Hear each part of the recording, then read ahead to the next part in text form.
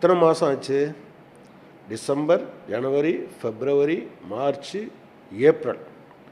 இந்த 5 மாதம் முடிந்த பிறகு ஒரு சொற்ப தொகையை வெறும் 275 கோடி ரூபாயை தமிழ்நாடு அரசாங்கம் அசஸ் பண்ணி இது ஒட்டுமொத்தமாக ஒரு 37,000 சொச்சம் கோடி தேவை இருக்கும் என்று சொன்னாங்க. 38,000 கோடி என்று சொல்கிற போது அதில் நீங்கள் 1000 கோடினா 4ல் ஒரு பகுதி, 38,000 கோடினா எவ்வளவு? அது மிக மிக அற்ப தொகையை கொடுத்தேன் என்கிற பேருக்காக கொடுத்துருக்காங்க. இந்தியா இருப்பதற்கான அடிப்படையில் ஒன்று கூட்டாட்சி தத்துவம். கூட்டாட்சி தத்துவத்தின் மீது கை வைப்பது இந்திய ஒற்றுமையின் மீது கை வைப்பது. எனவே தமிழ்நாட்டுக்கு 275 கோடிங்கிறது ஒன்றிய அரசு செய்திருக்கக்கூடிய பாவம்.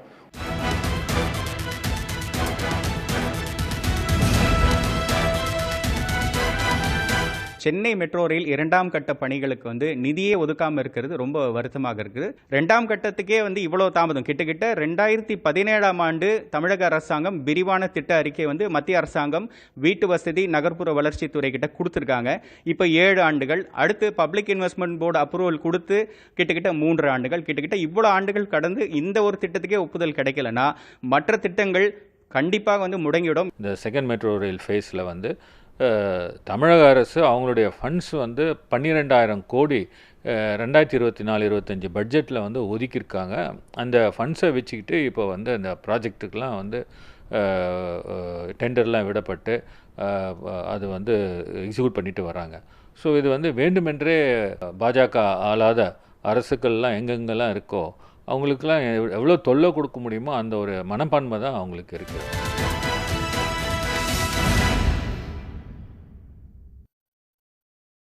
வணக்கம், இது கேள்விக்களம். தேர்தல் நேரத்தில் முக்கியமான அறிவிப்புகள் கூட வாக்களிக்கும் மனநிலையில் மாற்றங்களை ஏற்படுத்தலாம். அப்படி ஒரு வினோதமான அறிவிப்பு தான் இன்று வெளியாகி இருக்கிறது. அதாவது ஒதுக்கீடு 18,000 கோடி கேட்ட கர்நாடகத்திற்கு வறட்சி நிவாரணத் தொகையாக 3,544 கோடி ரூபாயை ஒன்றிய அரசு தற்போது வெளியிட்டிருக்கிறது. அதே போல 38,000 கோடி ரூபாய் கேட்ட தமிழ்நாட்டுக்கு வெறும் 276 கோடி ரூபாய், அதாவது 1 விழுக்காடு கூட இல்லாத ஒரு தொகையை ஒதுக்கீடு செய்திருக்கிறது. இன்னொரு பக்கம் 3 ஆண்டுகளுக்கு முன்பே முதலீட்டு வாரியம் அனுமதிச்சும் சென்னை மெட்ரோ திட்டத்துக்கு நிதி ஒதுக்க மறுத்திருக்கிறது ஒன்றிய அரசு என்கின்ற குற்றச்சாட்டையும் தமிழ்நாடு அரசு முன்வைக்கிறது. நிதி ஒதுக்கீட்டில் தமிழ்நாட்டை தொடர்ந்து வஞ்சிக்கிறதா பாஜக அரசு என்கின்ற பொருளில்தான் இன்று விவாதிக்க இருக்கிறோம். நம்மோடு விருந்தினர்களும் இணைந்திருக்கிறாங்க. திமுகவிலிருந்து இணைந்திருக்கிற மனுஷபுத்திரன் அவர்களை வரவேற்கிறோம். பத்திரிகையாளர் ரங்கராஜ் அவர்களை வரவேற்கிறோம். பாஜக சார்பாக இணைந்திருக்கக்கூடிய புரட்சி கவிதாசன் அவர்களை விவாதத்திற்கு வரவேற்கிறோம். அரசியல் விமர்சகர் பொன்ராஜ் அவர்களையும் வரவேற்கிறோம். இன்னும் சற்று நேரத்தில் விமர்சகர் நித்யானந்தன் அவர்களும் நம்மோடு இணைய இருக்கிறாங்க. முதல்ல மனுஷபுத்திரன் அவர்களிடமிருந்து போகணும்னு நினைக்கிறேன். இன்று ஒதுக்கீடு செய்யப்பட்டிருக்கக்கூடிய இந்த தொகை இதுதானே முன்பிருந்தே கேட்டுட்டு இருந்தீங்க. இதையாவது கொடுத்துருக்குறாங்க அப்படின்னு சந்தோஷப்படுவீங்களா, இல்லை இதையா கொடுத்தீங்க அப்படின்னு வருத்தப்படுவீங்களா? இதை எப்படி பார்க்குறீங்க? அதாவது 100 ரூபாய் கேட்ட இடத்துல 1 ரூபாய்க்கும் கம்மியாக கொடுத்தா அதற்கு பேர் கொடுப்பதல்ல, அவமானப்படுத்துவது, இழிவுபடுத்துவது. அதாவது பேரிடர் மேலாண்மை நிதி என்பது மாநில அரசுகளினுடைய பங்களிப்பிலிருந்து தான் உருவாக்கப்படுகிறது. அப்படி இருக்கிற போது கேட்டதற்கும் கொடுத்ததற்கு இடையே உள்ள வித்தியாசம் மலைக்கும் மடுவுக்குமான ஒரு வித்தியாசம். நீங்கள் அடிப்படையில் நாங்கள் இந்த தேர்தல் பரப்புரை காலங்களில் ஒரு குறிப்பிட்ட விஷயத்தை திரும்ப திரும்ப முன்வைத்தோம். மோடி அவர்கள் தமிழ்நாட்டை பற்றி பேசுவதும் தமிழர்களை பற்றி பேசுவதும் தமிழுக்கு தாங்கள் ஏதோ ஒரு பெரிய ஒரு நன்மை செய்வது போன்றும் தமிழை நாங்கள் பெருமைப்படுத்துவது போன்றும் தமிழர்களுக்காக நாங்கள் நிற்கிறோம் என்று பேசுவது என்பதும் பச்சை பொய் என்பதை திரும்ப திரும்ப நாங்கள் மக்களிடம் முன்வைத்தோம். அப்பொழுது பாஜக சார்பாக வந்தவர்கள் எல்லாம் நாங்கள் ஏன் தமிழ்நாட்டை பற்றி பேசக்கூடாதா, தமிழை பற்றி பேசக்கூடாதா என்றெல்லாம் வாய்ச்சவடால் விட்டார்கள். ஆனால் அப்போது கூட ஒரு பாஜகவினர் தமிழ்நாட்டிற்கு பாதிக்கப்பட்ட மக்களுக்கு வட மாவட்டங்களிலும் தென் மாவட்டங்களிலும் உரிய நிதியை வழங்க வேண்டும் என்று ஒரு சிறு கோரிக்கையை கூட பாஜக சார்பாகவோ அவர்களுடைய தமிழ்நாட்டு பாஜக தலைவர்களோ மற்றவர்களோ முன்வைக்கவில்லை. இதில் நீங்கள் பார்க்க வேண்டிய விஷயம் என்னவென்றால், நிறைய இப்போது உதாரணமாக 38,000 கோடி அளவிற்கு தமிழ்நாடு அரசு நிதி கேட்கிறது. அதில் 2000 கோடி ரூபாயாவது உடனடியாக விடுவியுங்கள் என்று நீதிமன்றத்திற்கு சென்று வழக்கு தொடுத்த பிறகு வேறு வழி இல்லாமல் அவர்கள் விடுவித்திருப்பது வெறும் 276 கோடி ரூபாய், இந்த 2 பேரிடர்களுக்கும் சேர்த்து. அப்படி பார்க்கிற போது இதே சமயத்தில் கர்நாடகாவில் அவர்களும் வறட்சி நிவாரணம் கோரியிருந்தார்கள், அதையும் தாமதப்படுத்தி கொண்டிருந்தார்கள். அப்பொழுது கர்நாடகா கேட்டது என்பது 18,171 கோடி ரூபாய். ஆனால் இப்பொழுது அவர்களுக்கு 3,454 கோடி ரூபாய், கிட்டத்தட்ட 20% அவர்கள் கேட்டதிலிருந்து கொடுக்கப்பட்டிருக்கிறது. காரணம், கர்நாடகாவில் இப்பொழுது தேர்தல் நடந்து கொண்டிருக்கிறது. இந்தியாவில் தேர்தல் நடந்துச்சுன்னா பெட்ரோல் விலை ஏறாதுங்க, இந்தியாவில் தேர்தல் நடந்துச்சுன்னா கேஸ் விலை ஏறாது, எல்லாமே அப்படியே இருக்கும். அதே மாதிரி தேர்தல் நடந்து கொண்டிருந்தால் அந்த மாநிலங்கள் கேட்ட நிதி உடனடியாக கொடுக்கப்படும். தமிழ்நாட்டில் தேர்தல் முடிந்து விட்டது. அதனால் தமிழர்களுக்கு, அதாவது இவர்கள் என்ன நினைக்கிறார்கள் என்றால், நிர்மலா சீதாராமன் கேட்டார் இல்லையா, நிவாரணம் என்ற பெயரெல்லாம் ஏன் பிச்சை கேட்கிறது மாநில அரசு என்று. உண்மையில் அவர்கள் என்ன மனநிலையில் செயல்படுகிறார்கள் என்றால், மாநில அரசிற்கு பிச்சை போடுகிற மனநிலையில் அவர்கள் செயல்படுகிறார்கள். இது உண்மையிலேயே ஒரு மாநிலத்தை, 8 கோடி தமிழர்களை இழிவுபடுத்துகிற, அவமானப்படுத்துகிற ஒரு விஷயம். நாங்கள் என்ன கேட்கிறோம், இந்த மக்களுக்கு இவ்வளவு பெரிய பாதிப்பு ஏற்பட்டிருக்கிறது. அதாவது சாலைகள் நொறுங்கி போயிருக்கின்றன, பயிர்கள் அழிந்து போயிருக்கின்றன, வீடுகள் சேதமடைந்திருக்கின்றன, நிறைய தொழில்கள் பாதிக்கப்பட்டிருக்கின்றன. இந்த நிதி நெருக்கடியிலும் தமிழ்நாடு அரசு இதுவரைக்கும் 2,477 கோடி ரூபாயை இந்த வெள்ள நிவாரணத்திற்காக செலவிடப்பட்டிருக்கிறது. ஆனால் ஒன்றிய அரசு வெறும் நீங்கள் 276 கோடி ரூபாயை கொடுக்கிறது என்று சொன்னால் அதற்கு பின்னால் ஒன்றே ஒன்று தான் இருக்கிறது. நீங்கள் எங்களுக்கு வாக்களிக்க மாட்டீர்கள், எங்களுக்கு வாக்களிக்க மறுக்கிறீர்கள். அதனால் நீங்கள் செத்தாலும் சரி அதை பற்றி எங்களுக்கு கவலைப்பட வேண்டிய அவசியமில்லை. இன்னொன்று, மெட்ரோ ரயில் திட்டம். அதாவது ஒவ்வொரு திட்டத்திற்கும் தமிழ்நாடு அமைச்சர்கள், பிடிஆர் அவர்களாக இருக்கட்டும், நம்முடைய நிதியமைச்சர் தங்கம் தென்னரசு அவர்களாக இருக்கட்டும், ஒரு உண்மையை திரும்ப திரும்ப சுட்டி காட்டுகிறார்கள். என்ன உண்மை என்றால், இவர்கள் ஒன்றிய அரசின் திட்டம் என்று கொண்டு வருகிற திட்டத்தில் எந்த திட்டத்திலுமே ஒன்றிய அரசின் பங்களிப்பை கொடுப்பது கிடையாது. உதாரணமாக வீடு கட்டுகிற திட்டம், அந்த வீடு கட்டுகிற திட்டத்தை எடுத்துக்கொண்டால் அதில் கிட்டத்தட்ட 80% நிதியை தமிழ்நாடு அரசு தான் கொடுக்க வேண்டியிருக்கிறது. ஆனால் அது பிரதமருடைய வீடு கட்டு சொல்லிக்கிறாங்க. அதுதான் சொல்றேன். அதாவது ஸ்டிக்கர் ஒட்டுகிற வேலை. அதாவது அவர்கள் அறிவித்த சட்டப்படியான தொகையை கூட கொடுக்காமல், அவர்கள் இப்போ ஒரு 6 லட்ச ரூபாய் வீடுனா 4 லட்சம் ரூபாய் தமிழ்நாடு அரசு கொடுக்கிறது. அப்படி பார்க்கிற போது அறிவித்த அந்த தொகையில் அவர் எந்த சட்டப்படி எதை அறிவித்தார்களோ அதை கூட கொடுக்காமல் அந்த பெயரை மட்டும் பெற்றுக்கொள்ள முயற்சிக்கிறார்கள். இன்னொரு புறம் நீங்கள் பார்த்தீர்கள் என்றால் மெட்ரோ ரயில் திட்டம், அவர்கள் ஒப்புக்கொண்டு ஏற்றுக்கொண்டு அறிவித்த தொகை, அதை கொடுக்காமல், அதற்காக நீங்கள் இப்போ பார்த்தீங்கன்னா மெட்ரோ ரயில் திட்டத்தை ஆரம்பித்து நிறுத்தி வைக்க முடியாது. ஒரு மாநில அரசால் எப்படி நிறுத்தி வைக்க முடியும்? அதை ஆனால் மக்களுக்கு அதில் முதல்ல அப்படி நிறுத்தி வைப்பதன் மூலமாக ஏற்படக்கூடிய இழப்பு, திட்டச் செலவு பல மடங்கு கூடிவிடும். அதனால் அதையும் தன்னுடைய தலையில் சுமந்து கொண்டு மாநில அரசே தன்னுடைய சொந்த நிதியில் அதை செலவிட்டு கொண்டிருக்கிறது. அப்படி என்றால் இப்போ ஒன்றுங்க, இத்தனை முறை பிரதமர் தமிழ்நாட்டிற்கு வந்தார். இத்தனை முறை வந்ததில் ஒன்றே மட்டும் முடிச்சிடுறேன். இத்தனை முறை வந்ததில் இந்த வெள்ள நிவாரணத்தெல்லாம் விடுங்க. நீங்கள் இதே வெள்ளம் குஜராத்தில் வந்தபோது ஓடோடி சென்று 1000 கோடி ரூபாய் அறிவித்தது மட்டுமல்ல, உயிரிழந்தவர்கள் எல்லோருக்கும் 2 லட்சம் ரூபாய் நிவாரணம் அறிவிக்கிறார். ஏன் தமிழர்களுடைய பிணங்களின் மீது நீங்கள் அரசியல் செய்கிறீர்களா? ஏன்னா அப்படி இருக்கிற போது நீங்கள் தமிழை பற்றி பேசாதீர்கள், தமிழ்நாட்டை பற்றி பேசாதீர்கள். உங்களுக்கு தமிழ்நாடு உங்கள் மனதில் இல்லை, உங்கள் இதயத்தில் இல்லை. அதை நீங்கள் வெறுப்புடன் அணுகிறீர்கள் என்பதைத்தான் இந்த அறிவிப்பு காட்டுகிறது. திரு பொன்ராஜ், இதை நீங்க எப்படி பார்க்குறீங்க? தேர்தல் நேரத்தில் ஒரு ஃபேஸ் எலெக்ஷன் முடிஞ்சதுக்கு அப்புறம் கர்நாடகாவுக்கு நிதி ஒதுக்கப்பட்டிருக்கிறது. இதுல தேர்தல் நடத்தை விதிமுறைகள்லாம் அப்ளிகபிள் ஆகாதா? தமிழ்நாட்டுக்கு தொடர்ந்து குறைவான நிதி கொடுக்கிறது, காலம் தாழ்த்தி கொடுப்பது, இதையெல்லாம் நீங்க எப்படி பார்க்குறீங்க?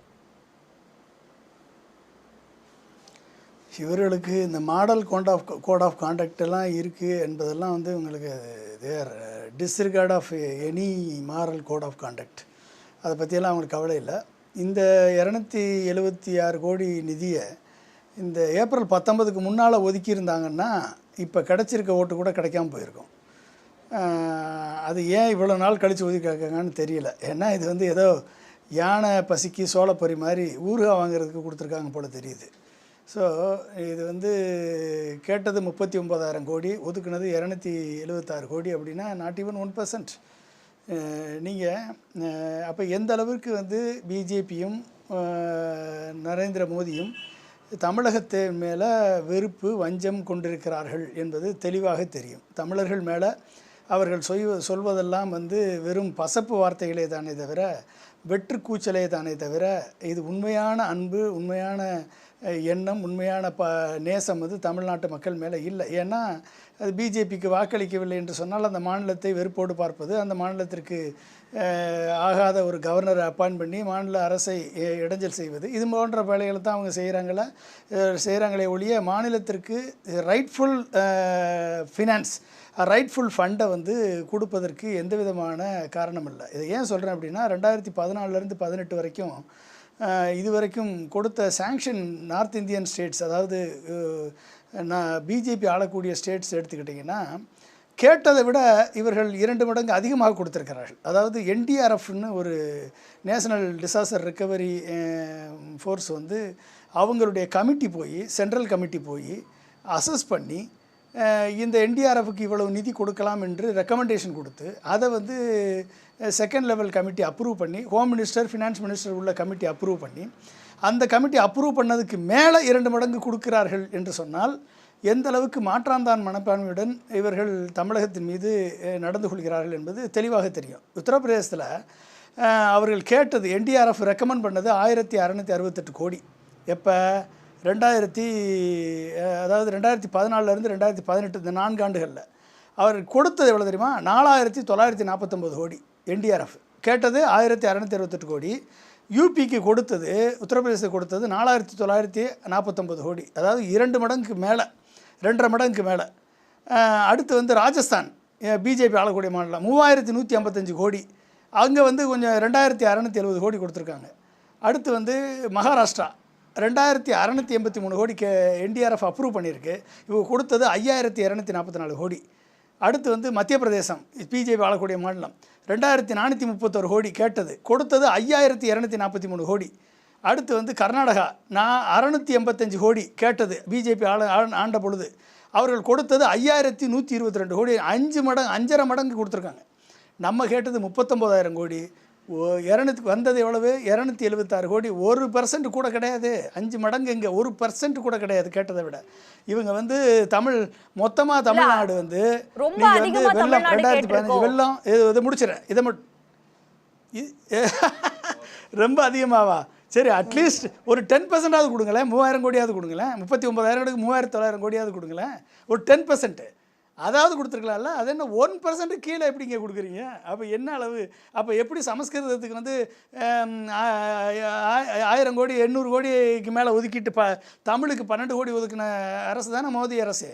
நம்ம 2015 வெள்ளத்துக்கு நம்ம கேட்டிருக்கோம் 25,912 கோடி. 2018 வர்தா புயலுக்கு 22,000 கோடி. 2016 வறட்சிக்கு 39,000 கோடி. 2018 ஒக்கி புயலுக்கு 5,255 கோடி. 2018 கஜா புயலுக்கு 15,000 கோடி. 2020 நிவர் புயலுக்கு 3,758 கோடி. நம்ம கேட்டது மொத்தம் இந்த புயல் பாதிப்புகளுக்கு கேட்டது 1,12,000 கோடி. நமக்கு மத்திய அரசு, மோடி அரசு நம்மளுக்கு கொடுத்த தொகை இந்த அத்தனைக்கும் 5,843 கோடி, 42 கோடி இவ்வளோதாங்க கொடுத்துருக்கு. நாட் ஈவன் 5%ங்க, நாட் ஈவன் 4%. நீங்கள் அப்புறம் 10% எங்கே போவீங்க? அப்போ இவர்களது எண்ணம், இவர்களது செயல் வந்து எதிர்க்கட்சி ஆளக்கூடிய மாநிலங்கள் அனைத்தையுமே இவர்கள் அடக்கி ஒடுக்கி டபுள் இன்ஜின் சர்க்கார் எங்கெல்லாம் இருக்கோ அங்கே தான் வந்து வளர்ச்சி வரும் என்ற ஒரு மித்தை கிரியேட் பண்ணி டபுள் இன்ஜின் சர்க்கார் நடக்கக்கூடிய அனைத்து மாநிலங்களிலும் கடந்த 20 ஆண்டுகள் 30 ஆண்டுகளாக ஆட்சி செய்யக்கூடிய அனைத்து மாநிலங்களும் தமிழகத்தின் அளவிற்கு வளர்ச்சி அடையாத மாநிலங்களாகத்தான் இவர்கள் உருவாக்கி வைத்திருக்கிறார்களே ஒழிய இந்த பிஜேபி அரசு நிதியை பாரபட்சமாக கொடுத்தும் நமது ஓன் நம்ம தமிழ்நாடு வளர்ச்சி அடைந்துகிட்டு இருக்கிறது. ஒதுக்கீட்டுக்கான அந்த அட்டவணை ஒன்று கொடுத்துருக்காங்களா அந்த அறிக்கையில், அதில் பார்க்குறப்ப 50% பேலன்ஸ் அவைலபிள் இன் எஸ்டிஆர்எஃப்ல பார்க்கும்போது தமிழ்நாட்டுக்கு அதிகமாக இருக்குது, கர்நாடகாவுக்கு கம்மியாக இருக்கு இல்லையா? எஸ்டிஆர்எஃப்ல அது எஸ்டிஆர்எஃப் வந்து எஸ் இல்லை, எஸ்டிஆர்எஃப்க்கு நீங்கள் வந்து 75% வந்து government of India, 25% state government நிதி. அது எஸ்டிஆர்எஃப் அது வந்து நம்ம நிதி தான். அதில் வந்து 75% ஸ்டேட் கவர்மெண்ட், 25% இது நம்மகிட்ட அவைலபிள் இருக்கக்கூடிய நிதி. அது நம்ம ஏற்கனவே இருக்கக்கூடிய அதுக்கு வந்து நீங்கள் அப்ரூவல் வாங்கி இந்தந்த செலவினங்களுக்கு இந்தந்த ப்ராஜெக்ட்டுக்கு தான் நீங்கள் யூஸ் பண்ணணும்னு தான் போட்டு வாங்குவாங்க. அதுக்கப்புறம் அதுக்கு மட்டும்தான் செலவழிக்கணும் முடியாது. அது நீங்கள் அதை எடுத்து திடீர்னு நடக்கக்கூடிய டிசாஸ்டருக்கு செலவழிக்க முடியாது. ஏற்கனவே இவங்க அது மாதிரி ஒரு கேட்டதை பெண்டிங்கை மட்டும்தான் இவங்க அலாட் பண்ணாங்களோடைய இந்த புதுசாக வரக்கூடிய டிசாஸ்டருக்கு இவர்கள் எங்கே ஒதுக்கியிருக்காங்க? நீங்கள் ஒட்டுமொத்தமாக இந்தியா பார்த்தீங்கன்னா கிட்டத்தட்ட $80 பில்லியன் அளவுக்கு கிளைமேட் சேஞ்சினால் இந்தியாவுக்கே சேதம் ஏற்படுகிறது. $80 பில்லியன் கிட்டத்தட்ட 6.5 லட்சம் கோடி. இந்த 6.5 லட்சம் கோடியை மேனேஜ் பண்ணுறதுக்கு கடந்த 10 ஆண்டுகளுக்கு இந்த நரேந்திர மோடி அரசு என்ன விஷன் வைத்திருந்தது? அடுத்து என்னன்னா 2047 வந்து நாங்கள் டிசாஸ்டர் வந்தால் பார்த்துக்கோன்னு சொல்லி சொல்கிறாங்களான்னு தெரியல. அப்போ ஒரு விஷன் இல்லாத ஒரு அரசாங்கமாக இந்த மோடி அரசு கடந்த 10 ஆண்டுகளாக செயல்பட்டு கொண்டிருக்கிறது. ஒரு பொருளாதாரத்தை மேனேஜ் பண்ண தெரியாத அரசாக செயல்பட்டு கொண்டிருக்கிறது. மாற்றாந்தாய் மனப்பான்மையோடு மாற்றுக் கட்சிகள் ஆளக்கூடிய அரசாங்கத்திற்கு மாற்றாந்தாய் மனப்பான்மையோடு செயல்படக்கூடிய அரசாக மோடி அரசு இருக்கு என்பது இது சாட்சி. ஓகே, புரட்சி கவிதாசன், ஏன் மாற்றாந்தாய் மனப்பான்மையோடு நடந்துக்கிறீங்க? கர்நாடகாவுக்கு வந்து அவங்களும் வழக்கு போட்டாங்க, தமிழ்நாடும் வழக்கு போட்டுச்சு, கேரளாவும் வழக்கு போட்டுச்சு. வெள்ள நிவாரண நிதி, வறட்சி நிவாரண நிதி, மாநிலத்திற்கான ஒதுக்கீட்டு எல்லாம் காலம் தாழ்த்துறீங்க அப்படின்னு. அப்ப ஏப்ரல் 7ஆம் தேதி நிதியமைச்சர் வந்து சொல்றாங்க, எலெக்ஷன் கமிஷன் கிட்ட பர்மிஷன் வாங்கிட்டு தான் நாங்க வந்து இது பண்ணணும், அதுக்கான ப்ராசஸ் எல்லாம் இருக்குது, தேர்தல் நடத்தை விதிமுறைகள் வரலாம், இதெல்லாம் சொல்றாங்க. அப்புறம் எப்படி இன்னைக்கு ஃபர்ஸ்ட் ஃபேஸ் முடிஞ்ச உடனே வந்து அவசரமா கர்நாடகாவுக்கு நிதி ஒதுக்கிட்டு ஒப்புக்கு வந்து தமிழ்நாட்டுக்கு 1% கம்மியா நிதி ஒதுக்குறீங்க அப்படின்னா அப்ப கேட்க மாட்டாங்களா இது மாற்றாந்தாய் மனப்பான்மை, தேர்தல் கால ஒதுக்கீடுன்னு? வணக்கம் சகோதரி. இப்போ திமுக பேச்சாளர் சொன்னாங்க மாற்றாந்தாய் மனப்பான்மை அப்படின்னு. முதல்ல பாரத மாதாவை ஏதோ பாகிஸ்தான் மாதாவாக பார்ப்பது யாரு அப்படின்னு பார்க்கணும். என்ன இன்னும் தேர்தல்ல பாகிஸ்தானை இழுக்கலையே எல்லாரும் கேட்டுட்டு இருந்தாங்க, நீங்களாவது பாகிஸ்தான் இழுத்துட்டீங்க பாவம். ஆமா ஆமா, நான் கொஞ்சம் எனக்கு இடைமறித்தல் இல்லாம கொஞ்சம் வாய்ப்பு கொடுங்க. சரி. அதனால நாங்கள் பாரத மாதா வாழ்க, தமிழன்னை வாழ்க அப்படின்னு இரண்டையும் சேர்த்து சொல்கிறோம். ஆனால் இவங்க தமிழன்னை வாழ்க என்று சொல்லும்போது பாரத மாதா அப்படின்னா இவங்களுக்கு கசக்குது. ஒரு விஷயம் வந்துட்டு தமிழை வந்துட்டு நாங்கள் தொட்டுக்க மாதிரி வச்சுக்கலங்க. உலகத்தினுடைய பாரத மாதா சாரி தமிழ் மொழி நிதி ஒதுக்குறதுக்கும் பாரத மாதாவுக்கும் தமிழ் அன்னைக்கும் என்ன சார் ஒரு நிர்வாக ரீதியா நிதி ஒதுக்கீடு கேட்கும் போதெல்லாம் உங்க ஐடியாலஜியை கொண்டு வந்து பேசுறது எந்த விதத்துல நியாயம்? இத கேளுங்க. இல்ல மற்றவங்க பேசும்போது இது மாதிரி இடைமறித்தல் இல்லையே. அவங்க வந்துட்டு தமிழை பத்தி பேசுனாங்க, நீங்க தலைப்போட ஒட்டி பேசுங்க, அத தொட்டு பேசுங்க. சமஸ்கிருதத்துக்கு வந்து ஏன் ஒதுக்கீடு பண்ணல, எலெக்ஷன் அப்ப ஏன் ஃபண்ட் ரிலீஸ் பண்றீங்கன்னா பாரத மாதாவையும் தமிழன்னையும் கம்பேர் பண்றத நான் எப்படி ஏத்துக்க முடியும்? இல்ல நீங்க சகோதரி, நீங்க அவங்க சமஸ்கிருதத்தை பத்தியும் தமிழை பத்தியும் ஒப்பிட்டு பேசும்போது நீங்க குறுக்கிடல. அப்ப என்னைக்கு குறுக்கிடாம இருங்க. நான் ஒரு நிமிடம் சொல்லி முடிச்சறேன். சம்பந்தமானது இல்ல, அப்ப அவங்க பேசும்போது ஏன் நீங்க நெறியாள்கை செய்யல? நீங்க வந்து சமஸ்கிருதத்தை பத்தி பேசாதீங்க, தமிழை பத்தி பேசாதீங்க. நீங்க பாகிஸ்தான்ல இங்க எங்க இல்ல அப்ப நானும் பாயிண்ட் தொட்டு தான் பேசுறேன். அதான் நானும் பாயிண்ட் தொட்டு தான் பேசுறேன். அதாவது பாரத மாதாவை மாற்றாந்தாயாக பார்க்கிற இந்த மனோபாவத்தை கைவிடுங்க. மத்தியிலே கூட்டாட்சி, மாநிலத்திலே சுயாட்சி அப்படின்னா 2 ஆட்சியும் சேர்ந்தாதான் டபுள் இன்ஜின் சர்க்கார். அப்ப மத்திய ஆட்சியும் மாநில ஆட்சியும் சேர்ந்து போறது தான் கான்ஸ்டிடியூஷன் ஆஃப் இந்தியா சொல்லுது. அதனால இந்தியாவுடைய மத்திய அரசு வந்துட்டு தன்னாட்சி பெற்ற மத்திய அரசு கிடையாது, அது ஒரு கூட்டாட்சி அரசு. மாநிலத்தில் இருக்கக்கூடிய மாநில அரசு தன்னாட்சி பெற்ற மாநில அரசு கிடையாது, அது மத்திய அரசை சார்ந்து இருக்கக்கூடிய கூட்டாட்சி. அப்ப இந்தியாவுடைய கூட்டாட்சி தத்துவத்திற்கு வேட்டு வைக்கிறோம் என்று பழியை எங்கள் மீது சொல்லும் போது அதை நாங்கள் விலக்கி தானே ஆகணும். சகோதரி பாருங்க, முக்கியமானது டபுள் என்ஜின்ங்கிறது எதுக்கு சார்? உங்க கட்சி ஆண்டானா அது டபுள் என்ஜின், இன்னொரு கட்சி ஆண்டா ஃபெடரலிசத்தை ஃபாலோ பண்ணி பரவாயில்லை நீங்க கொடுப்பீங்களா? அப்படினா இல்ல கான்ஸ்டிடியூஷன் ஆஃப் இந்தியா ரொம்ப கிறிஸ்டல் அண்ட் கிளியரா சொல்லுது, state list, central list, concurrent list. எதெல்லாம் மாநில ஆட்சிக்கு உட்பட்டது, எதெல்லாம் மத்திய ஆட்சிக்கு உட்பட்டது, எதெல்லாம் 2க்கும் உட்பட்டது, கன்கரண்ட் லிஸ்ட் அப்படின்னு சொல்லியிருக்கு. அதுக்கு மீறி மத்திய அரசு நடந்துக்குச்சுன்னா சொல்லுங்க, தட் இஸ் வயலேஷன். அது constitutional violation, ultra virus to இல்ல சார், இந்தியன் அதுல கான்ஸ்டிடியூஷன். எந்த சந்தேகமும் இல்ல. ஐ அக்ரி வித் யூ, நான் இல்ல, ஏத்துக்கிறேன். ஆனா நம்ம நீங்க கான்ஸ்டிடியூஷனல் அதாவது நீட்டு கொண்டு வந்தா பிரச்சனைக்கு நம்ம வரல. நிதி இல்லன்னு சொல்லி 3 பேர் வழக்கு போட்டாங்க. அப்ப என்ன சொன்னீங்க? நிர்மலா சீதாராமனே என்ன சொன்னாங்க? நிதியமைச்சர் என்ன சொன்னாங்க? எலெக்ஷன் கமிஷனோட பெர்மிஷன் படி தான் நாங்க வந்து நிதி ஒதுக்கீடு செய்யணும்னாங்க. இல்ல இப்ப எப்படி எலெக்ஷன் கமிஷன் உங்களுக்கு மட்டும் நான் ஒரு பெர்மிஷன் செய்தியை கொடுக்குது? பதிவு பண்ணிடுறேன். இல்ல நான் அதான் ஒரு செய்தியை பதிவு பண்ணிடுறேன். அதாவது 26/4/2024 government of India, ministry of finance department and expenditure, இந்த டிபார்ட்மெண்ட்ல இருந்து ரிலீஸ் பண்ணதை பத்தி தான் நீங்க பேசுறீங்க. இதுல பேரா நம்பர் 6 நீங்க தயவு செய்து படிக்கணும். As directed by Election Commission of India, Model Code of Conduct is in force on account of General Election Commission Lok Sabha 2024. Therefore, the release of above assistance be governed by the following conditions. In the conditions, there shall be no publicity. No political functionary shall make any reference. The restriction on publicity will be applicable. The relevant provision Model Code of Conduct strictly followed. No new work shall be taken up press. No political mileage may be derived. இப்போ நான் என்ன கேட்குறேன், இந்த 6 அஃபென்ஸுமே நீங்க பண்ணிருக்கீங்க.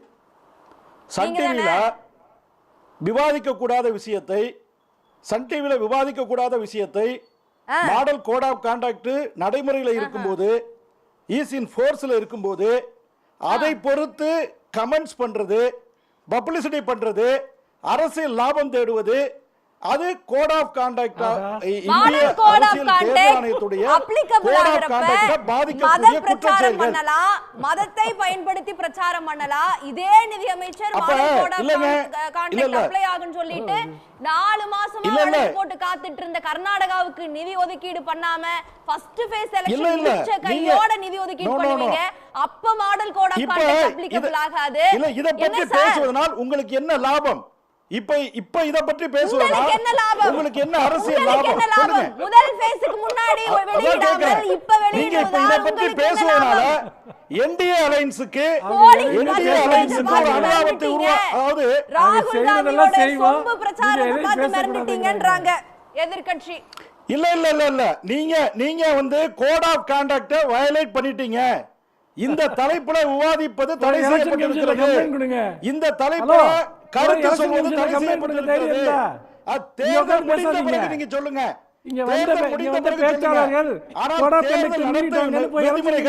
நடைமுறையில் இருக்கும்போது நீங்க அதை பற்றி கமெண்ட் சொல்ல முடியாது.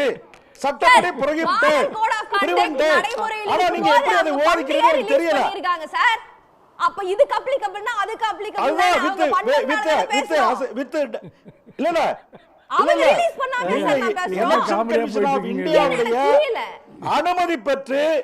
அனுமதி பெற்று இந்த கடிதம் வெளிவருகிறது.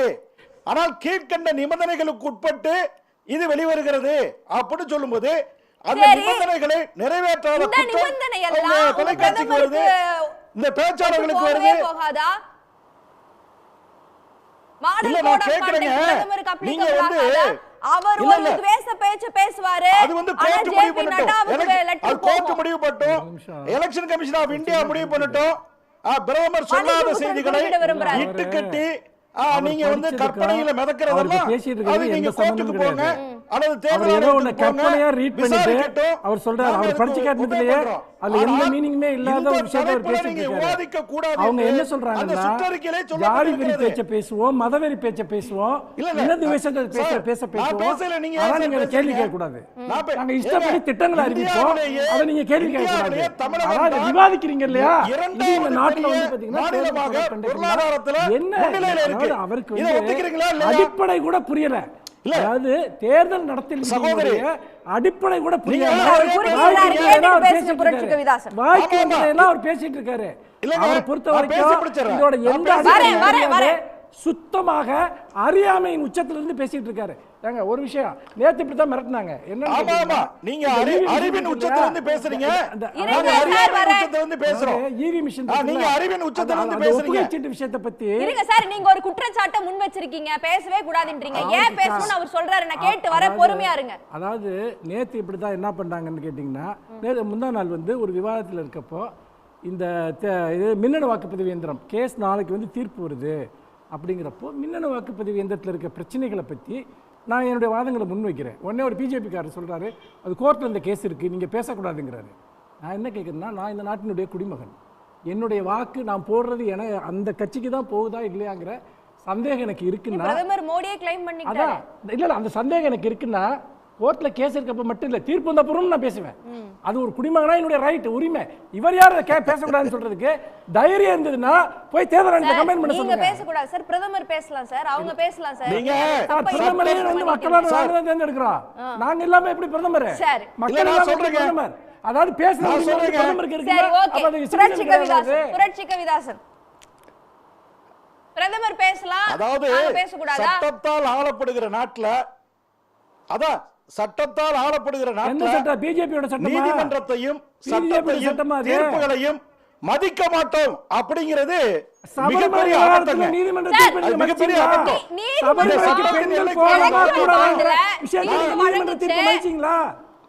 ஏங்க திரும்பியும் ஐயப்பன் கோயிலுக்கு போறாரு.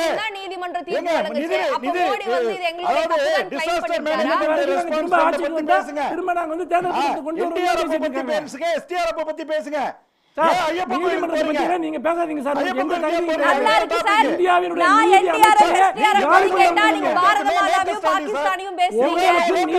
என்ன சம்பந்தம்? தேர்தல் கமிஷன்ல தேர்தல் கமிஷனை நியமிக்கிற குழுல ஒரு நீதிபதி இருக்கக்கூடாதுன்னு சொன்னது நீங்க. ஒரு நீதிபதி இருக்கக்கூடாதுன்னு சொன்னது நீங்க. உங்களுக்கு ஏதாவது சின்ன மரியாதை இருக்கா? டாபிக்கே மாத்தாதீங்க. டாபிக்கே மாத்தாதீங்க. தயவு செய்து டாபிக் உள்ள பேசுறதா பேசுங்க. இல்லனா நான் வெளியே இருக்கேன். நீதிமன்றத்தை அவமதித்து, சட்டத்தை அவமதித்து ஒரு தலைப்பு வச்சிட்டு அரசியல் சாசனத்திற்கு எதிராக அவர்கள் ஒரு நாட்டுடைய நீதிமன்றத்தையும் அரசியல் சாசனத்தையும் குழி தோண்டி புதைக்க கோடி தமிழ்நாடு கொடுத்திருக்காங்க. டிஃபென்ஸ் காரிடர் தமிழ்நாடு கொடுத்திருக்காங்க. டிஃபென்ஸ் காரிடர் அரசியல் சாசனத்தை பத்தி தமிழ்நாடு கொடுத்திருக்காங்க. அரசியல் சாசனத்துடைய பன்னாட்டு விமான நிலையங்களா மாறி இருக்கு. சும்மா வளராதீங்க. எல்லாமே வளராதீங்க. ஒவ்வொரு பாயிண்ட் விட்டுட்டு கேள்வி வந்து ஒண்ணே ஒண்ணுதான். கேள்வி கேள்விக்கு பதில் கிடையாது. அதான் டைவர்ட் பண்றது. அவர் நீங்க கேட்ட நீங்க அவர் கேட்ட கேள்விக்கு ஒரு பதில் சொன்னார். அதாவது நிதி அதான் டாபிக். வாய்க்கு வந்ததெல்லாம் மனப்பாடம் பண்ணிட்டு வந்ததெல்லாம் உளறிட்டு இருக்காரு. விடுங்க சார், விடுங்க. ஓகே சார், இங்க பாருங்க சார், உங்களுக்கு டாபிக் பதில் இல்லனா பேசலாம் சார். நீங்க அரசியல் இல்லாம டாபிக் பதில் இல்லனா யார் சொல்றாங்க? முடிச்சு போறது நீங்க. உங்களுக்கு தெரியலன்னா தெரியலன்னு சொல்லிட்டு போயிட்டே இருங்க. தமிழ்நாட்டுக்கு துரோகம் பண்றோம். ஆமா, பிஜேபி நாங்க அப்படிதான் துரோகம் பண்ணுவோம் சொல்லிட்டு போயிட்டே இருங்க. தமிழ் தாய் அவங்க சொல்லிட்டு போயிட்டே இருங்க. சரி, ஓகே. திரு ரங்கராஜன் கிட்ட போயிட்டு வர புரட்சி கவிதாசன். அப்புறம் நாங்களும் அந்த அளவுக்கு இறங்கி பேசுவோம். சரி, ரெண்டு பேரும் இறங்கி தான் இருக்கீங்க. கீழ தான் இருக்கீங்க நீங்க. இதுக்கு மேல இறங்குறதுக்கு என்ன இருக்கு? ஏற்கனவே தரமட்டத்துல தான் உட்கார்ந்திருக்கீங்க. உங்கள மாதிரி ஆட்களை சரி, ஓகே. உங்கள மாதிரி ஆட்களை சந்திக்கணும்னா அறிவு டாபிக் பத்தி இல்லாம இங்க வந்து உங்களுடைய பொய் பிரச்சாரத்தை அவுட் பேசாதீங்க. என்ன அறிவு இருக்கு? போய் படிங்க. உங்களுக்கு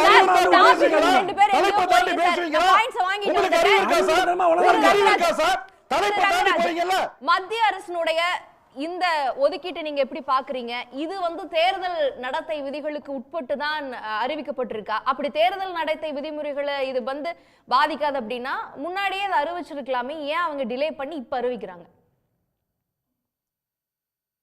இல்லை, பொதுவாக ஆன்கோயிங் ப்ராஜெக்ட்ஸ் பொறுத்தவரை எந்த கட்டுப்பாடும் கிடையாது. ஒன்று. ரெண்டாவது, பேரிடர் இந்த மாதிரி நிலைமைகள்லாம் வரும்போது கண்டிப்பாக மாடல் கோட் ஆஃப் கான்டக்ட் எல்லாம் அப்ளை பண்ண முடியாது. இப்போது ஒரு இடத்துல ஒரு சுனாமி நடக்குது, ஒரு வறட்சி இருக்குது, வெள்ளம் இருக்குது, லேண்ட்ஸ்லைடு. ஆனா ஏன்னா ஏப்ரல் முதல் வாரத்துல வந்து election has delayed the relief fund அப்படின்னு சொல்லி ட்ரவுட் ரிலீஃப் ஃபண்ட்னு நிர்மலா சீதாராமன் சொல்லியிருக்காங்க. அப்ப டிலே பண்ணப்பட்டிருக்கு அப்படின்னா இப்போ எப்படி? எலெக்ஷனஸ் டிலேட் கிடையாது. இப்போது இதயத்தில் ஈரம் இருந்தால் கருணை வரும். இப்போ இதயத்திலே வறட்சி இருந்தால் என்ன வரும்? ஓகே. அப்போ அந்த நிலைமை தான் இருக்கும் நாடு. இப்போ அதிகாரங்கள் மேலும் மேலும் அதிகமாக சென்ட்ரலைசேஷன் ஆகுது. மாநிலத்தில் இருக்கிற அதிகாரங்கள் கொஞ்சம் கொஞ்சமாக இன்னும் அதிகமாக சென்ட்ரலைசேஷன் ஆகுது. மத்தியின் பக்கம் போகிறது. அதை தாண்டி ஒரு தனி நபர் அதிகாரங்கள் அதிகமாக அவரிடத்தில் குவிக்கின்ற ஒரு இது பார்க்குறோம். இது நாட்டுக்கு நல்லதல்ல. அதிகாரங்கள் அதிகமாக மாநிலங்களுக்கு கொடுக்கப்படணும். மாநிலங்களுக்கு அதிகாரங்கள் அதிக ஊராட்சிகள் கொடுக்கப்படணும். இப்படி செஞ்சால் தான் பாராளுமன்ற ஜனநாயகத்தில் கிராஸ் ரூட்ஸில் வர டெமோக்ரஸி ஒரு நல்ல ஃபங்க்ஷனிங் நடக்கும். இது பொதுவாக நிறைய பேர் வேண்டியது. ஆனால் இன்றைக்கி நாடு இருக்கிற நிலைமை எப்படி இருக்குன்னா, ஜனநாயகத்து 4 தூண்கள் சரியா? ஒன்று ஜுடிஷியரி, லெஜிஸ்லேச்சர், எக்ஸிக்யூட்டிவ், ப்ரெஸ். ஆனால் சின்ன சின்ன விஷயங்களுக்கு கூட இன்றைக்கி மாநில அரசுகள் எக்ஸிக்யூட்டிவ் அவங்க ஜுடிஷியரி நாட வேண்டியிருக்கு. எங்களுக்கு பணம் வரல, இது நம்ம கேட்குறோம். அது ஒரு விஷயத்துக்கும் எக்ஸிக்யூட்டிவில் அதிகமாக தலையிடுறது ஜுடிஷியரி கூட விரும்பத்தகாத ஒன்று. இன்னும் சொல்ல போனால் அவங்களுக்கும் வரையறுக்கப்பட்ட 4 பாதைகள் இருக்குது. இதில் சில நேரங்களில் அங்கே எப்படி டிரான்ஸ்கிரஷன் நடக்கும். ஆனாலும் பொதுவாக ஜுடிஷியரி என்பது எக்ஸிக்யூட்டிவ் அல்ல. ஆனால் நாடு இருக்க நிலைமையில் இன்றைக்கி எக்ஸிக்யூட்டிவ் செய்ய வேண்டிய ஆர்டர்ஸ் பலதும் சுப்ரீம் கோர்ட்டை கதவுள் தட்டினா தான் ஓரளவுக்கு நியாயம் கிடைக்குது. செப்பரேஷன் ஆஃப் பவர்ங்கற பேலன்ஸே இது மாத்துதுன்றீங்க. ஜுடிஷியரி எக்ஸிக்யூட்டிவோட வேலை நல்லதே இல்ல. இருக்குது. நல்லதே அல்ல. இப்போ கேரளால சுப்ரீம் கோர்ட்டுக்கு போய் அவன் கேட்டானா ஒரு ஆர்டர் கிடைக்குது. கர்நாடகாவில் சுப்ரீம் கோர்ட்டுக்கு போனால் ஒரு ஆர்டர் கிடைக்குது. தமிழ்நாடு சுப்ரீம் கோர்ட் போனால் ஒரு ஆர்டர் கிடைக்குது. திரு பொன்முடியோட ஸ்வேரிங் நடத்துங்கன்னு சொன்னால் ஆளுநர் ரவி மறுக்கிறாரு. சுப்ரீம் கோர்ட் போய் ஒரு ஆர்டர் கொடுத்தது, அடுத்த நாள் நடக்குது. இப்போ ஒன்றுத்துக்கும் சுப்ரீம் கோர்ட் போயிட்டு இருந்தால் எக்ஸிக்யூட்டிவ் என்ன செய்யுது? இதுதான் நம்ம கேட்கணும். எக்ஸிக்யூட்டிவ் செய்ய வேண்டியதெல்லாம் செய்யாதனால சாதாரண குடிமகன் இல்லை, மாநில அரசுகள் இன்றைக்கு சுப்ரீம் கோர்ட் வர ஒரு விஷயத்துக்கும் போக வேண்டியதாக இருக்குது. அப்போது இது நாட்டில் நிச்சயம் விரும்பத்தகாத ஒன்று. ரெண்டாவது, வரிகள் வாங்கும் இடத்தில் ஒரு டைரக்ட் டாக்ஸஸ் மூலமாக 20 லட்சம் கோடி வருது மத்திய அரசுக்கு. அதை தவிர ஜிஎஸ்டி மூலமாக கிட்டத்தட்ட ஒரு 20 லட்சம் கோடிகள். அது 40% ஸ்டேட் கொடுத்தா கூட எவ்வளோ பணம் அவங்ககிட்ட குவிஞ்சு கிடக்கு.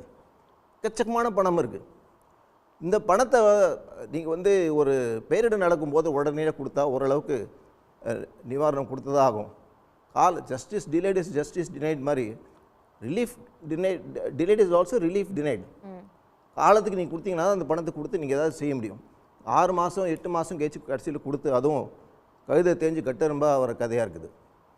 அது என்ன ஆகுதுன்னா நாட் ஈவன் 1% தமிழ்நாடு கேட்குற அமௌண்ட்டு. அது கூட இப்போது எவ்வளோ மாதங்களுக்கு பிறகு இந்த தொகை கிடைக்குது. இதெல்லாம் பார்க்கும்போது இந்த ஸ்ட்ரக்சரே மாற்றணும்னு நினைக்கிறேன் நான். இப்போ ஜிஎஸ்டின்னு எடுத்திங்கன்னா பாதி சென்ட்ரல் கவர்மெண்ட் டேக்ஸ் அதில் இருக்குது, பாதி ஸ்டேட் கவர்மெண்ட் வர டேக்ஸ் இருக்குது. இது மொத்தமே சென்ட்ரல் கவர்மெண்ட்டில் கட்டிட்டு எல்லோரும் கட்டுறாங்க.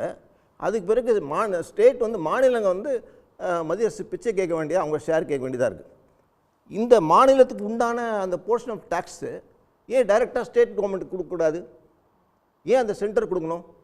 அதனால தான் இது பிரச்சனை வருது. இப்போ இந்த 5% டேக்ஸ்னால் 2.5% சிஜிஎஸ்டின்னு போடுறாங்க, 2.5 ஸ்டேட் ஜிஎஸ்டின்னு போடுறாங்க.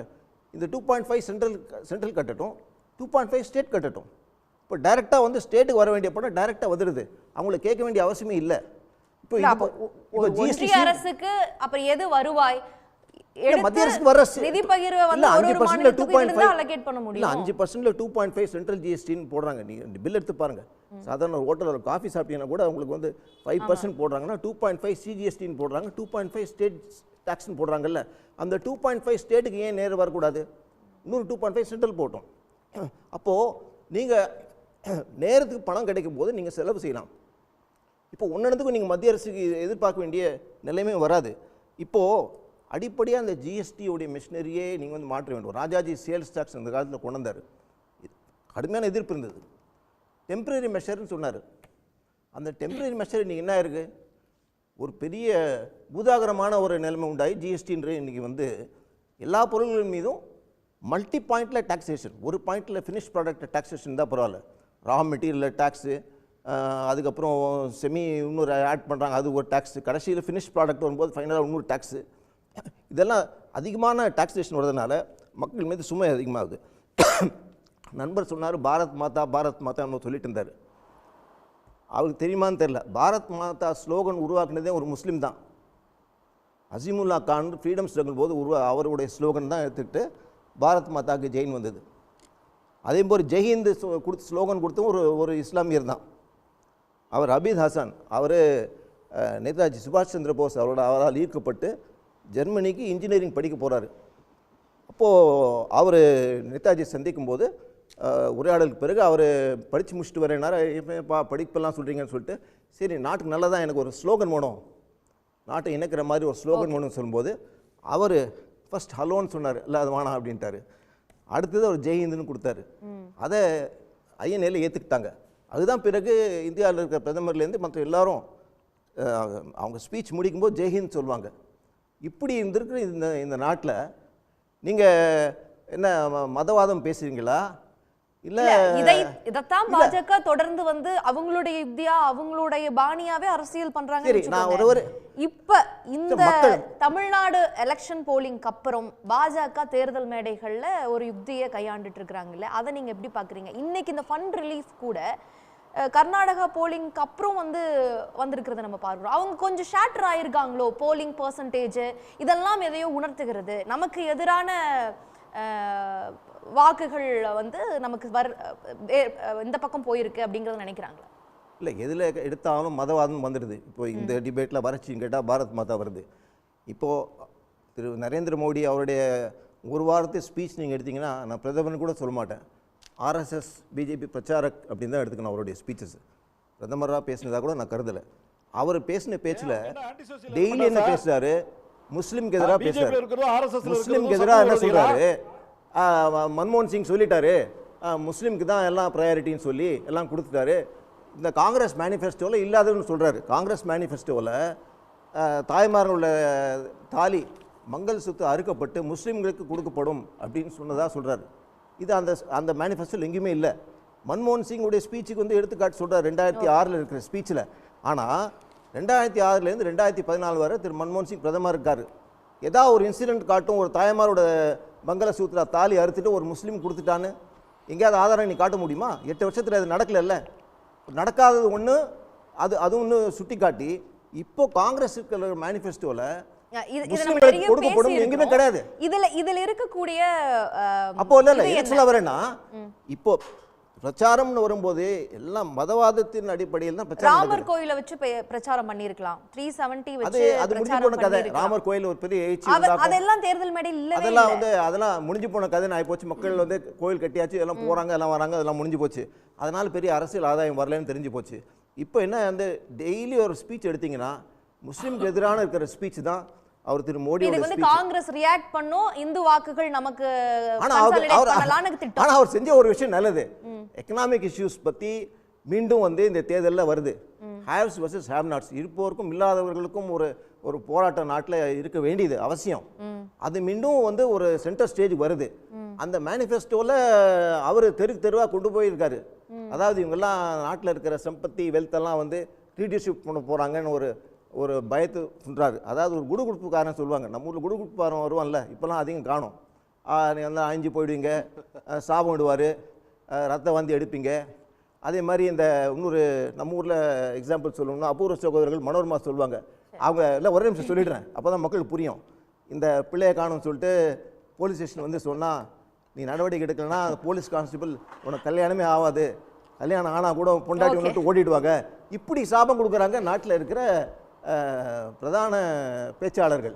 சாபம் கொடுக்குறாங்க, உங்கள் தாலி அறுத்துட்டு அவங்க ஓடிடுவாங்க, முஸ்லீம் கொடுக்குவாங்க. அது வாக்குகளா அவங்களுக்கு மாறும்னு நினைக்கிறீங்களா, மாறாதுன்னு நினைக்கிறீங்களா? என்ன சொல்றீங்க? வாக்குகளா அவங்களுக்கு மாறும்னு நினைக்கிறீங்களா, மாறாதுன்னு நினைக்கிறீங்களா? வாக்குகளா மாறணும்னு நினைச்சு பண்றாங்க. ஆனா ஏற்கனவே வந்து அவங்களுக்கு வாக்களிக்க போறவங்க அவங்க வாக்களிக்க போறாங்க. இதனால புதுசா வாக்களிக்க வருமா? ஆனா வெளிநாட்டில் இருக்கிற முக்கியமான பத்திரிகைகள்லாம் இந்த போன்ற அறிக்கைகளை ரொம்ப ஸ்ட்ராங்கான டேர்ம்ஸில் வந்து கண்டெம் பண்ணியிருக்காங்க.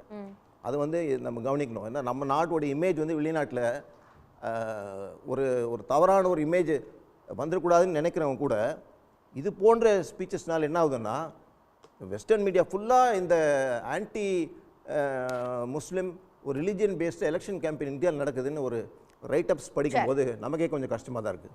ஓகே, திரு நித்யானந்தன், 38,000 கோடி தமிழ்நாடு அரசு நிவாரண நிதியா கேட்குதுன்னா 1% கூட ஒதுக்காம, அதுவும் 4 மாசம் கழிச்சு இப்போ தேர்தல் சமயத்தில் கர்நாடகாவுக்கு ஒதுக்க வேண்டிய தேவை இருக்குது, அது கூட சேர்ந்து ஒதுக்குவதை எப்படி பார்க்கறது? தொடர்ந்து தமிழ்நாடு நிதியை கேட்கும் போதெல்லாம் அவங்களுடைய பர்சனல் அக்கௌண்ட்லேருந்து எடுத்து கொடுக்குற மாதிரி நடந்துக்கிறாங்க அப்படிங்கிறது தான் விமர்சனமாக இருக்குது.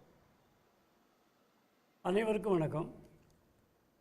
மாற்றாந்தாய் மனப்பான்மையோடு மத்திய அரசு தமிழகத்தை நடத்துகிறது. ஆமாம், அப்படிதான் சொல்கிறாங்க. நீங்களே சொல்கிறீங்களா? இதுதான் குற்றச்சாட்டு. ஏனென்றால் மத்திய அரசு ஆளுகின்ற கட்சி வேறு, மாநில அரசுக்கு ஆளுகின்ற கட்சி வேறு.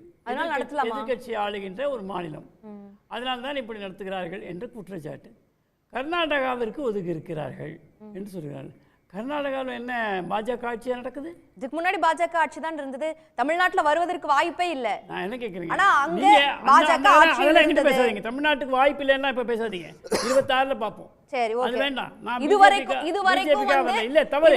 வந்து நீங்க அதிகமான சீட் செக்யூர் பண்ணல, அதிகமான சீட் செக்யூர் பண்ணல. ஆனால் கர்நாடகாவில் பாஜக வந்து இதற்கு முன்பு ஆட்சியில் இருந்திருக்குது, சீட் வச்சிருக்குது. அந்த வாக்குகளை டிரான்ஸ்ஃபர் பண்றதுக்கு கர்நாடகாவில் இருக்கக்கூடிய மக்களுக்கு நீங்க ஃபேவரா திட்டங்களை கொடுக்கணும், இல்லனா நிதி ஒதுக்கணும். நீங்க ஒண்ணா ஏப்ரல் 1ல பண்ணிருக்கணும். ஏன் சார் இப்ப எலெக்ஷன் ஃபர்ஸ்ட் ஃபேஸ்க்கு அப்புறம் ஏன் பண்றீங்க? நீங்க நெறியாளரா பேசுங்க. நான் கேட்ட கேள்விக்கு பதில் சொல்லுங்க சார். பாஜக எதிர்ப்பாளரா பேச வேண்டாம். இல்ல, I am just doing devil's advocate. No sorry, அது நான் ஐ வில் எக்ஸ்பிளைன் யூ. நீங்க எங்க தவறு பண்றீங்க நான் சொல்றேன்.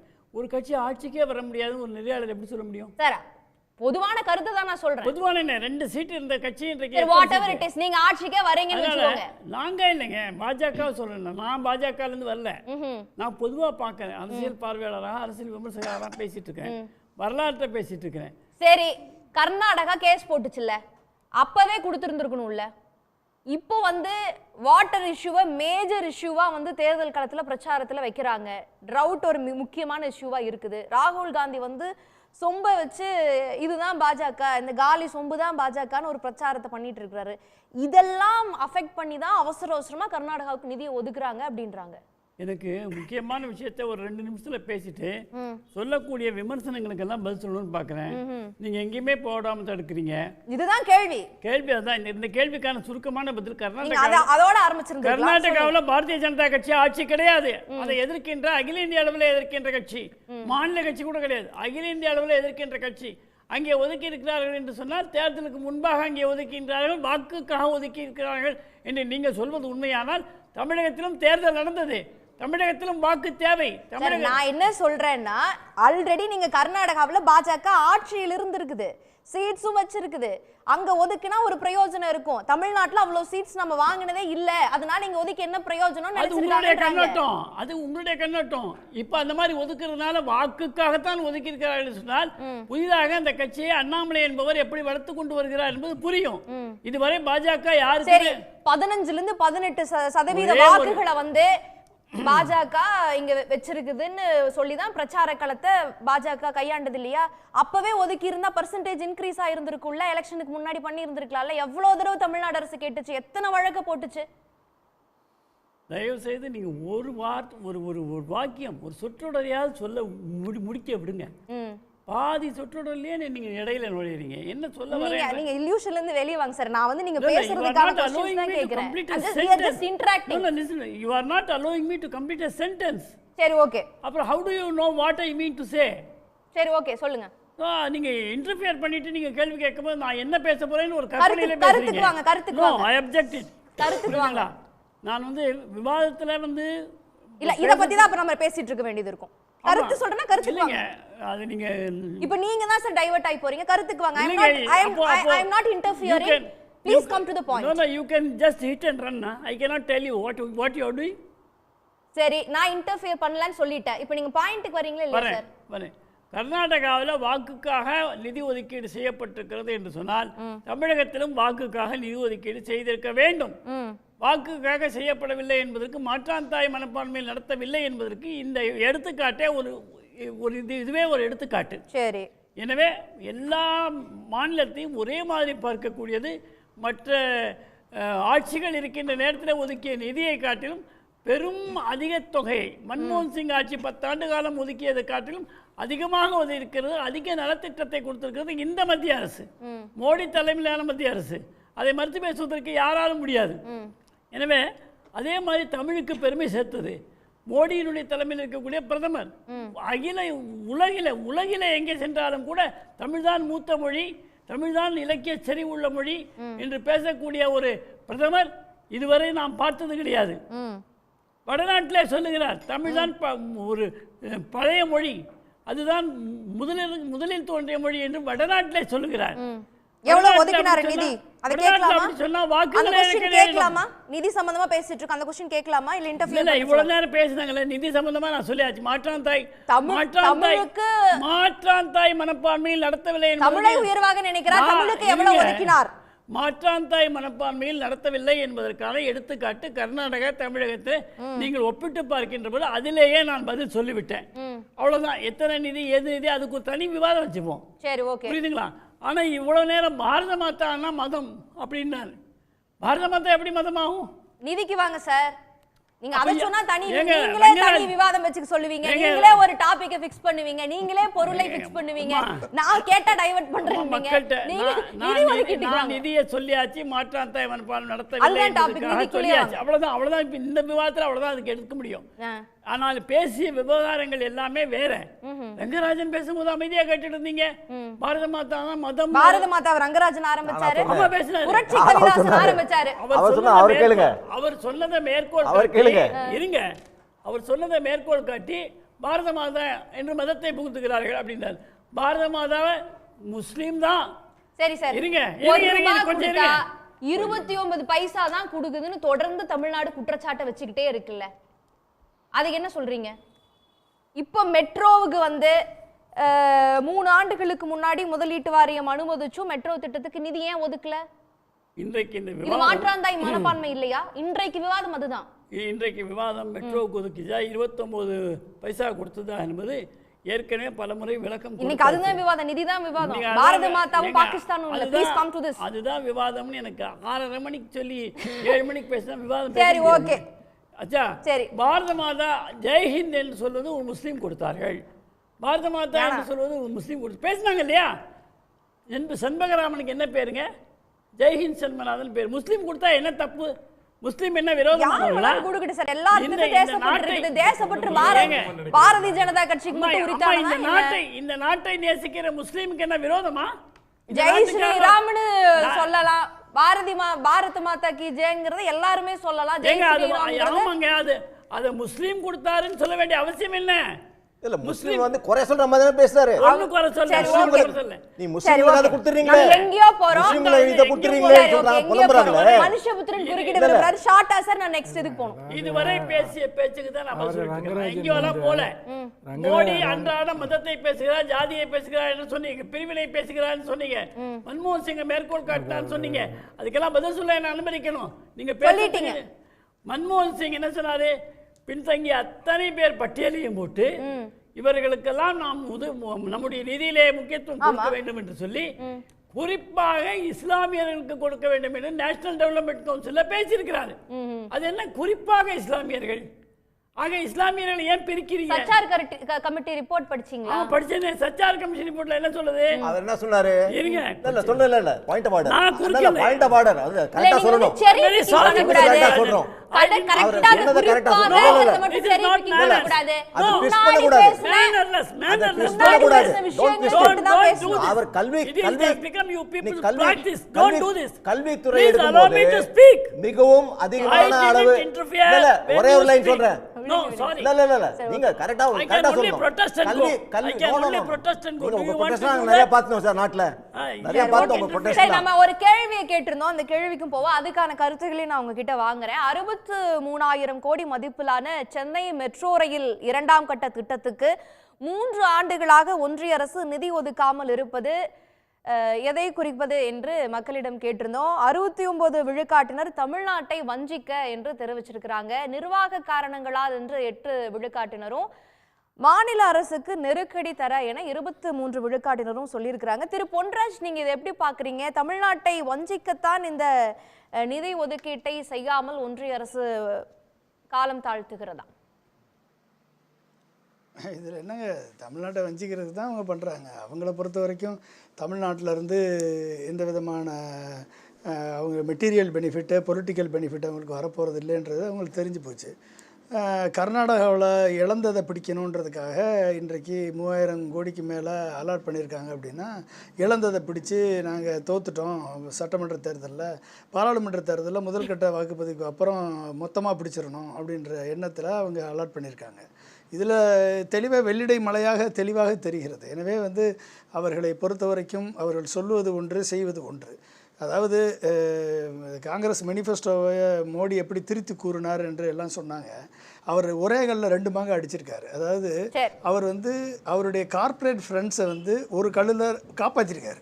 எப்படி காப்பாற்றிருக்காரு? அந்த வெல்த்தை டிஸ்ட்ரிபியூட் பண்ணுறது அப்படின்னா தெளிவாக அல்ட்ரா ஹை நெட்வொர்க் இண்டிவிஜுவல்ஸ் கிட்ட நான் 1% பாப்புலேஷன், 1% இந்தியாவுடைய 1% பாப்புலேஷன் 40% இந்தியாவின் சொத்து இருக்கிறது.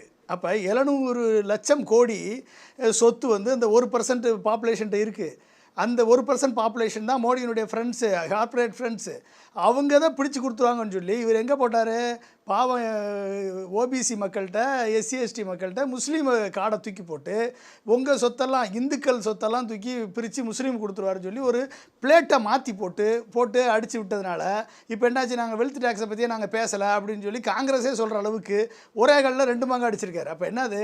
இந்தியாவினுடைய 24 லட்சம் 25 லட்சம் கோடியை தூக்கி கார்ப்பரேட் கொடுத்துட்டு இவர் கடைசியில் இந்த பிரதமர் பதவி விட்டு போகும்போதும் அதே ஆளுங்களை இனிமேல் வெல்த் டேக்ஸே போடக்கூடாது என்ற அளவுக்கு காப்பாற்றிட்டு போயிருக்கார். அதுதான் இவர் பண்ணியிருக்குது. அது மட்டும் இல்லாமல் முஸ்லீம்கள் மேலே வெறுப்பை விதைத்திருக்கிறார். அப்போ இவர் தான் மாரல் கோட் ஆஃப் கான்டக்டை மீறி இருக்கிறார். இப்போ நிதி ஒதுக்கீட்டில் மாரல் கோட் ஆஃப் கான்டக்டை மீறி இருக்கார், மாடல் கோட் ஆஃப் கான்டக்டை மீறி இருக்கார். இந்த முஸ்லீம் வெறுப்பு பேச்சில் மாடல் கோட் ஆஃப் கான்டக்டை மீறி இருக்கார். திரித்து கூறுவதில் இவரை மாதிரி ஒரு ஆளை மிஞ்ச முடியாது, அது மாதிரி அழுது கொண்டு நடிப்பதில் இவரை மாதிரி யாரை மிஞ்ச முடியாது என்பதை நிரூபித்திருக்கிறார் அவர்.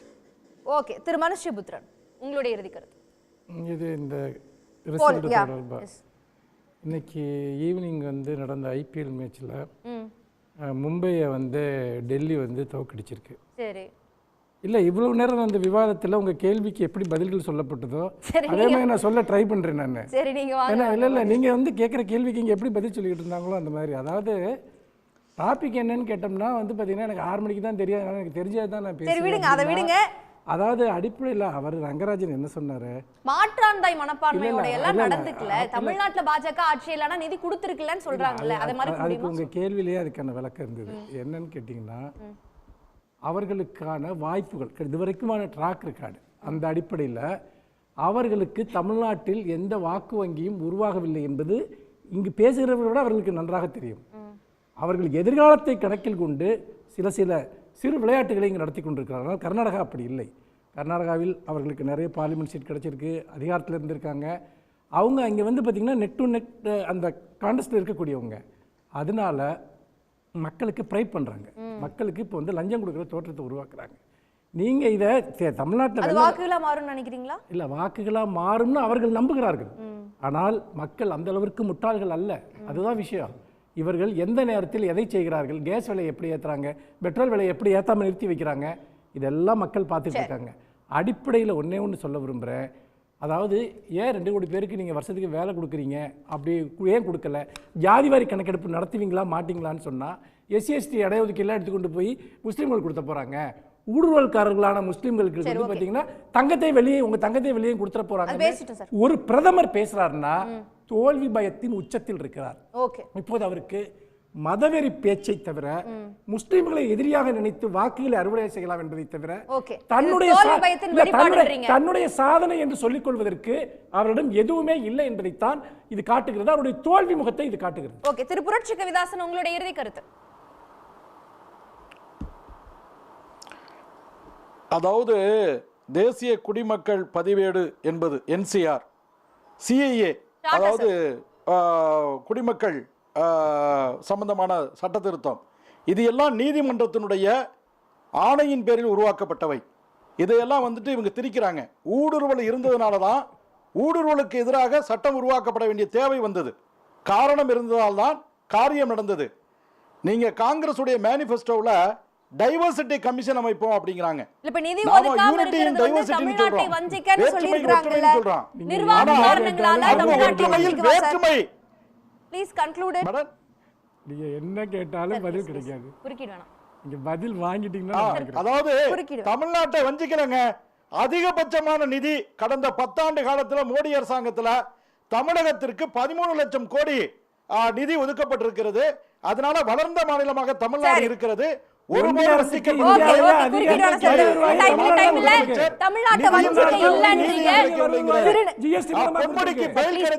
நீதி கிடைச்சிருச்சு.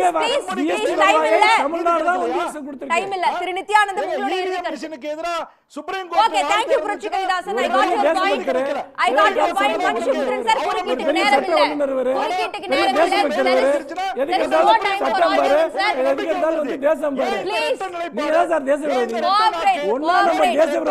நித்யானந்தம் சார், உங்களோட இறுதி கருத்து 30 செகண்ட். உங்க வார்த்தையை அளந்து பேசுங்க சார். இதுக்கு சொல்லுங்க சார், இது வந்து தமிழ்நாட்டை வஞ்சிக்கவா இல்ல நிர்வாக காரணங்களால மாநில அரசுக்கு நெருக்கடி தரவா? இன்ஃபில்ட்ரேட்டர்ஸ் என்று சொன்னால் ஊடுருவல் செய்பவர்கள் என்று பொருள்.